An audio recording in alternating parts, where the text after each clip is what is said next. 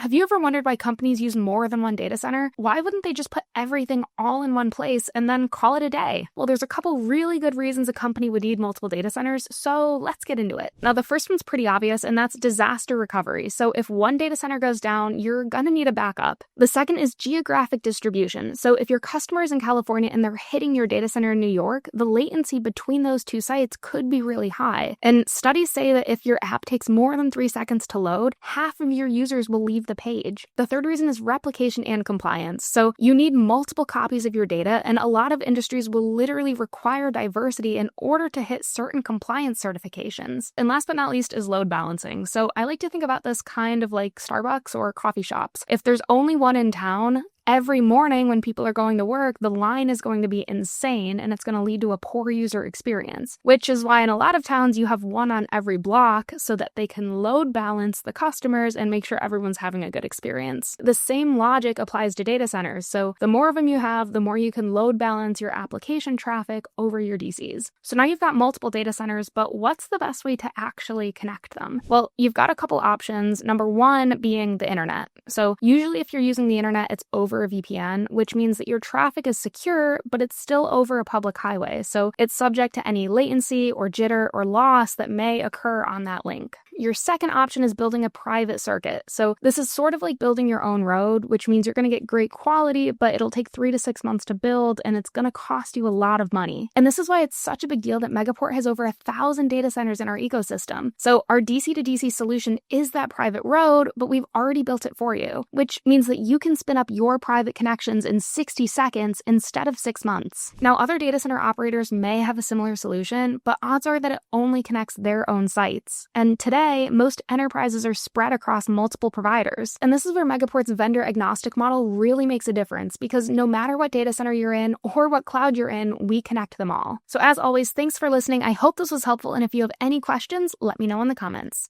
See you next time.